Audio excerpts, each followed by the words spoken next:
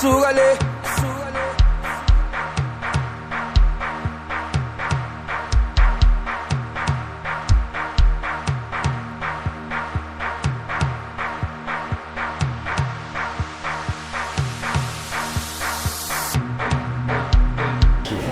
Mbukele emakhaya sikubingelele sikwamukele iyatshuza imama sesihambe sayithela kusuku lo mama usuku lembokode iWomen's Day masithi siyagudla nje kwamakhazi sayithela engalo lifestyle sifica kuze ibhicongo sidibana nomama mhlawumbe mama obingelela ababukeli bese uyasixoxela ukuthi kwenzakalani kwenziwelani lokhu kusuka ngani utshele umbukele ekhaya. Ngingakabingeleli nje ngicela ukuthi happy Women's Day kuyona wonke umuntu wesifazane kuyona yonke imbokode ngithi usuku oluhle nginithandana lona ukhulumayo uMamngalo kwaMduku kwangalo lifestyle. Namhlanje sibungaza usuku olukhulu labantu besifazane wonke umuntu wesifazane sithi nje usuku lwakhe namhlanje sithi umuntu wesifazane noma ngabe yimuphi akavuka izibuthe akafunda ukuyimela akangathi umuntu angiqashiwa ngisebenzi kusho ukuthi mina ngiseyilutho akekho umuntu ongelutho umuntu akavuke nangokuncane ungenali isenti kodwa uyakwazi ukuqala ibhizinisi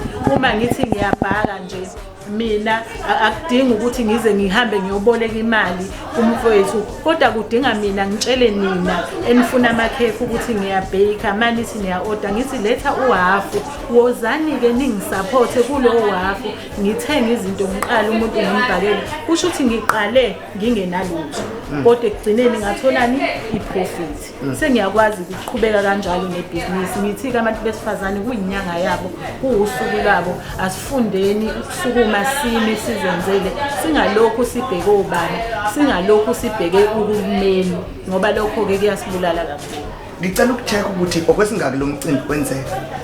Lo mcimbi ngithanda ukusho nje ukuthi ungahlube umlando esizweni sakaMduku nakubantu bonke umcimbi wokuqala okungangikhathazi ke ukuthi abantu engibatholile ngalomcimbi bangakanani. Lokhu ngikusho ngokuthi laba abantu abakhona bazoba semlandweni wokuthi kwake kwenzakalani ngonyaka ka2025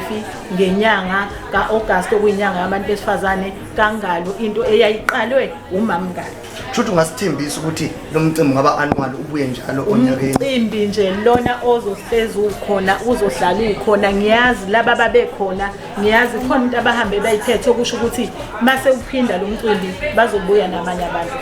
Mhlawumbe ungamgqugquzela uthini umuntu ohlele ekhaya ongezanga ongenali ibhizinisi kungathini ukuyala kwakho ukuthi ngiqala kanjani athi umuntu mhlawumbe mina anginayo imali enkulu yokuqala ibhizinisi mhlawumbe uMamngalo usho ngoba waba nenhlahla kwaniqala ibhizinisi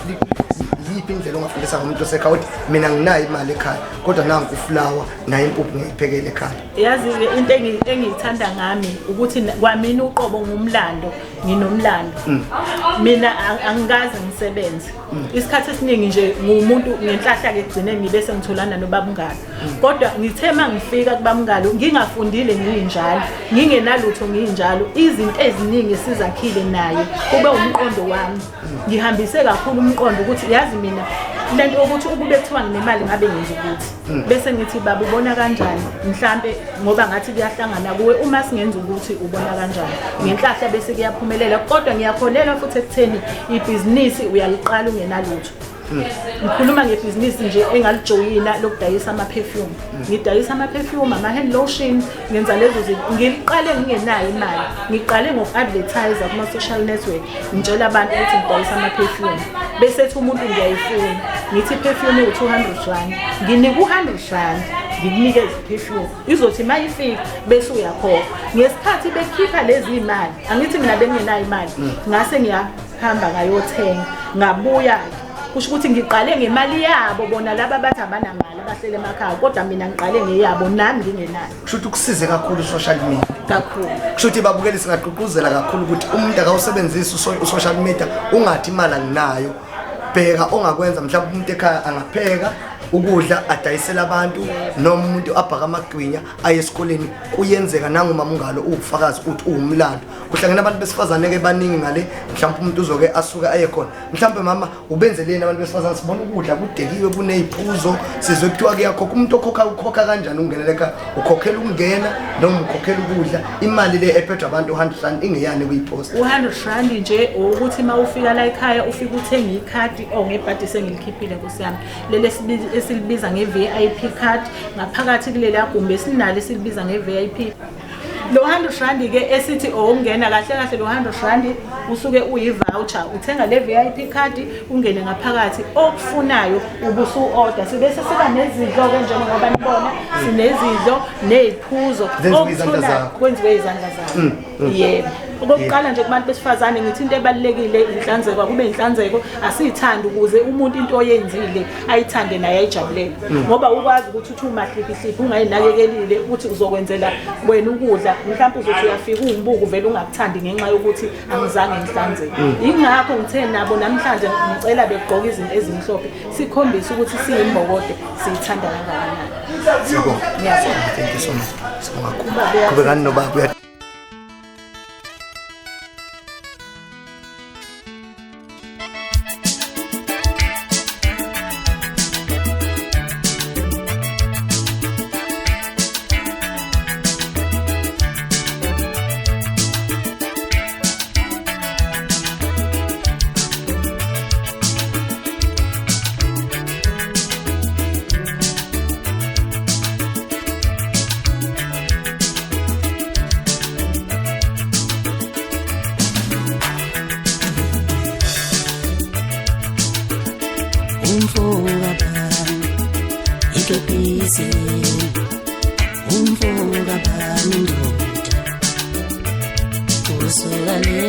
Sikubingelele sikwamukele mbukeli ekhaya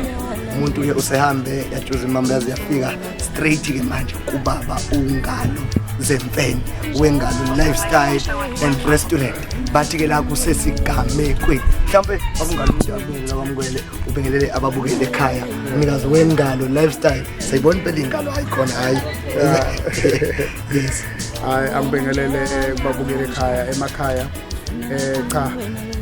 inhloso yokuthi mhlambe nje umuntu eselala nje ikhuluma nami efikela engalo restaurant bekuusuku nje lokubungaza ukuhlangana bomama ndawonye iNational Women's Day namhlanje besihlele nje ukuthi omama bonke abanamabhizinisi endaweni noma kungesikhona ke endaweni because bes-advertise kakhulu besithi mhlambe kuzofika nabanye abasuka kuSikhawini bengibabhekile kodwa ugcile kufika bambala ukuthi nje bezoxoxa nje bebodwa bebonisana ngama-challenges ababhekana nawo ukuba umuntu wesifazane ukuthi kunzima kangakanani noma kulula kangakanani well-ke sikutholile ke ngaphakathi abanye beyikhulumela besho lokhu nalokhu kwahlukene ngendlela abazizwa ngayo uma ngabe besemphakathini cha nathi samadoda ezinye izinto sa-quota kuzo ukubalekelela ukuthi mhlambe in terms of ukubaphatha sibaphatha kanjani namadoda bengena lapha yolalela kancane bejana yebo bengena amadoda yolalela ngoba khona nje umunye uze wafika egqoke nje ingubo kodwa kahlalanga-ke leyo uthe yena uzobungaza nje usuku lo mama ufisa ngabe naye umama amadoda angapha kade umama ezenomuntu akumuntu uhlala yamgada yebo ukuthi umama phela no mhlawumbe ukuchecka ukuthi ekusukeni kamama phansi simzile umama eyibayoti ibhizinisi waliqala engakahlangani nawe wathi sefika noma bezikhona ingqinamba mhlawumbe uma usithatha usibeka njengomama ukuthi umqondo kamama oqala ibhizinisi azafikele yakhona mhlawumbe ithini inselelo ongayitshela umuntu wesifazane obukaeka ukuthi umbonile umama mhlawumbe wasiza kuphi bese ungana abantu besilisa ukuthi umuntu wesilisa yini angayenza ukulekelela umuntu wesifazane umama uzivezele wathi wafika impela ibhizinisi waliqala engenalo ukuthi efaka kumedia abantu bakhokha imali bese yaqala yathenga wasuyangena mhlawumbe kuphi la khona nosize khona kwazi ukufika lokho khona njengamanje alright kulokho kokuhlanganisa abantu besifazane kanye ngoba kuyibhizinisi lokuthi naye njengomuntu wesifazane ayibona ukuthi usebhizinisini ngathini ukuqala nje vele iqiniso lithi usazane nje naye ewuye nami kodwa ngokuhlanganisa nje umqondo ukuthi masindawonye isiplan ukuthi uyazini masingenza 1 or 2 mhlambe khona omunye umuntu ongabona kumsizi nje lo mhlawumbe then kwakukhula kwento ke kancane kancane silokhu sikhula ndawonye mina naye. Okay baba awusitshela i-restaurant and lifestyle ine-bar ake kuthiwa namba abantu bayaphuza mhlawumbe umuntu sebeyalwa ngaphakathi ingqinambe kanjalo siyivika kanjani ukutshela umuntu osekhaya mhlawumbe na ofisayo ukuvula ibhizinisi elinjenganaleli ukuthi kwenza kanjani namba abantu sebeyalwa sebeyadubulana endaweni sesize kuthiwa omunye uthwalile ngabantu ukuze kufa abantu ibhizinisi liye phezulu wenza kanjani ukuthi ibhizinisi likhule ngaloko ukuthi uchitheke igazi noma uyothatha lento noma mhlawumbe phela wayithatha lento kodwa ungatshela abantu ukuthi ithathwa lento ukuze nathi siyithatha. Lento ithathwa la okobheka la nje lento moyifuna setha la uzoba nayo ke bazosho abantu ukuthi hayi khona lento kanti ikhona kuwe emqondweni. La ekhaya ukuba nebhizinisi ukuthi mhlambe kugcine ibhizinisi liqhubeka kungaliwa noma kungabe leyinkinga ezinkulu ukuhloniphana nje ukuhlonipha wonke umuntu ofika kulo ndawo ngoba ngicabanga ukuthi uma abantu bazi ukuthi nawe wena mnikazi wendawo uyabahlonipha abantu angicabanga ukuthi khona umuntu ongathanda ukuthi akuphoxe kodwa nawe uma ukuthi umuntu ongakwazi ukuhlonipha kwasawena vele ethe uzothola ama challenges anjengayo kodwa nje ngale kwalokho angeke ngithi mina security mhlambe elishaya abantu ukuthi bayiphathe kahle cha nje abantu bayiphathe kahle bengakaboni nje igameko ezithusayo kule ndawo yakamduku emakhasi basayiphethe kahle nje bonke ama-customer hayi ukuthi i-customer malona mhlawumbe uqule ngalezi ingalo uthijele ngaphandle hayi lutho i-customer malona into engiyenzayo ngikhuluma nalo ngimtshela ukuthi mfethu le ndawo angiyivulelanga wena ngivulele wonke umuntu othanda ukujabula so if ukuthi wena ubona ukuthi ufuna awusathanda ukujabula la ngizokuvala ngoba ngiyakwazi ukwenza i-protection order ngenzele umuntu ngamunye uma ngabe ngingasamthanda endaweni yami ukuthi afike ngoba ezixhaxhaxha ngiyakwazi kuye emaphoyiseni bangenzele incwadi ngimvalo uma ngimbona ngifanele amaphoyisa azomthatha amamgcina endaweni e-right so bengakafiki leso sigaba ngoba abafowethu abanye beqala belwe siyabalamula sibuza ukwenze njani hayi bahlukane nje kahle ngokuthula singabikho futhi inkinga mhlawumbe nangu umuntu uyathuka ungalo zemfene wapi yena lona itholakalapi na lengalo nginesifiso sokuyibona ngimbone lo muntu ngixoxe naye umuntu uxhumana kanjani nengalo zemfene le akwazi ukuxoxa naye mina yazi akuxhumaneki nami kodwa ngiyakhuluma nabantu ngoba isikhathi esiningi anginawo abangani angeke ungithole ngithi mhlambe ngivuke ngageza ngaclean ngaya isikhathi esiningi ngihlala ngisemsebenzini uma ngivuka ngicabanga into ezophilisa ingane zami angicabanga ukuthi ngizovuka mhlambe ngebay ngiyobona abantu cha uma kwenzekile abantu ngababona kodwa ngihamba ngokumsebenzi wami so uma mina la uzongithola khona ngithola ekhaya noma ungithola ebusinessini ngifika kanjani kuleli business lakwaMakhasa kwamuntu ngizolibona nakho ngiyadlula ngihamba ngomgwaqo R22 ngifuna ama direction ngifuna ukuzobona nesifiso sokwazi phela ukuthi lengalo lekangalo semfene obekhuluma lapha kuyatshuza imamba itholakala kanjani i-direction ilula nje ukuthi nje uthi nje wena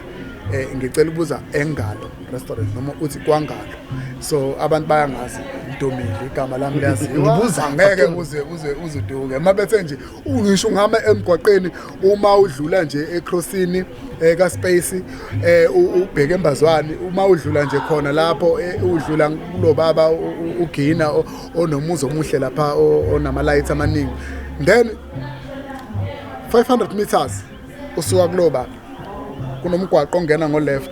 umgwaqo ubheke emdudli bose uyaqala kuyabuza ubuze kwangalo ku-straight umbuzo ofisa phakathi ingalo zemfene yiyo yodwa yini noma ikhona enye ingalo esingayithola mhlambe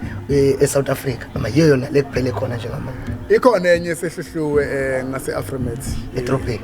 ingalo restaurant yenza umsebenzi ofanayo no saba kakhulu ngamqhuquzela uthini kumuntu osekhaya ofisayo ukuthi naye ngelinye lamalanga abe nezingalo ezinkulu naye a-own ibhizinisi njengabo abe nezimonto eziningi ezigcwele icele ngasho nje ngithi hayi uqhuquzela omunye umuntu ofisayo ukuba sebhizinisini ukuthi fanele azi ukuthi ibhizinisi lama-challenges engalali akazimisele futhi okubaluleke kakhulu ukuthi uma eqala ibhizinisi azi ukuthi ufuna ukuthi ibhizinisi lakhe liphelele kuphi usuku nosuku uma usebhizinisini kufanele uzame uku-upgrade wenze something to attract more customer. Kungabe ukuthi ugcine ngokwakha indonga wafaka istock ungenzi lutho usuku nosuku ufuna uplan ukuthi yini into ongenza ukuthi indawo yakho ihleze right. Siyabonga kakhulu, thank you so much Baba Ungalo, siyabonga kakhulu.